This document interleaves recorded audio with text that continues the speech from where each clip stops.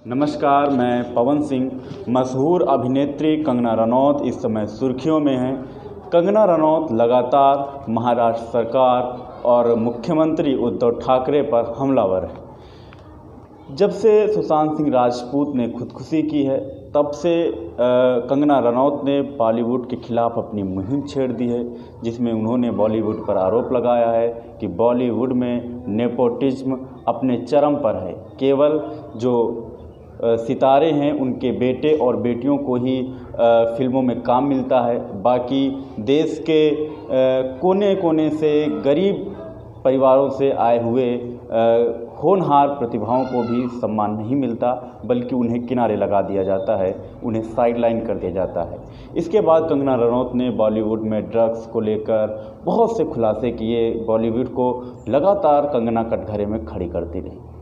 लेकिन धीरे धीरे कंगना महाराष्ट्र सरकार पर भी आलोचना करने लगी, जिससे महाराष्ट्र सरकार तिलमिला गई और महाराष्ट्र सरकार के प्रवक्ता और राज्यसभा सांसद संजय राउत ने कंगना रनौत को लेकर एक बेहद आपत्तिजनक शब्द कहा।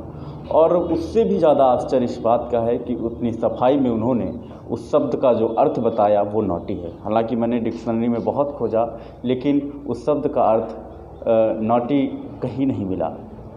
वहीं कंगना रनौत को खिलाफ बदले की कार्यवाही की गई।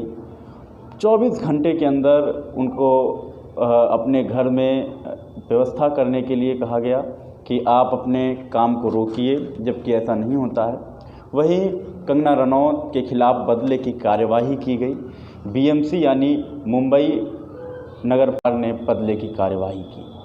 जिस रोड में पाली हिल इलाके में, जिस मुंबई के इलाके में कंगना रनौत का दफ्तर है, उसी रोड पर बहुत से इसी तरह के अतिक्रमण हैं और बहुत जगह अवैध रूप से घर बने हुए हैं, लेकिन कहीं पर भी कार्रवाई नहीं की गई।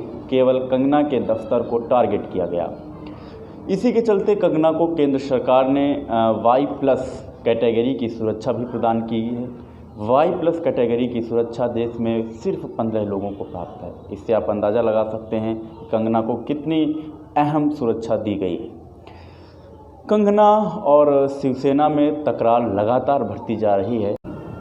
आज मेरा घर टूटा है, कल तेरा घमंड टूटेगा।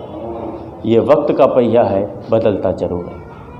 कंगना रनौत की अतिसक्रियता हो सकती है राजनीति में।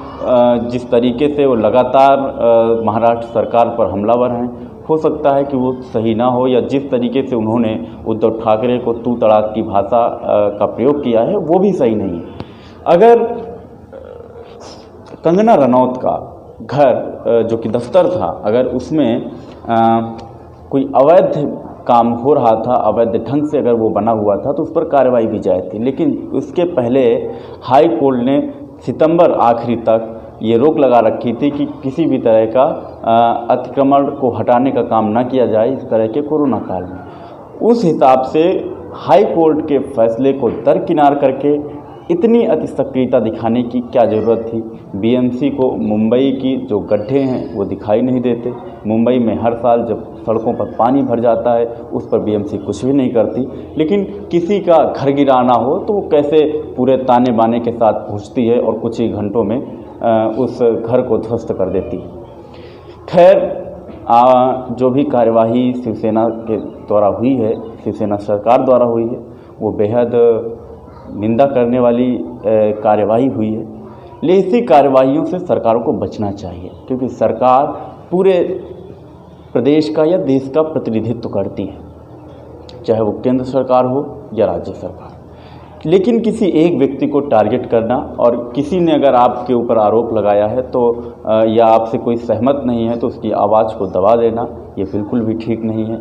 और ख़ास करके जिन लोगों ने संविधान की शपथ खाई होती है, चाहे वो मुख्यमंत्री हों या प्रधानमंत्री हों या और भी मंत्रीगण हों, ऐसे लोगों को काफ़ी गंभीरता और धैर्य से काम लेना चाहिए। बहुत बहुत धन्यवाद।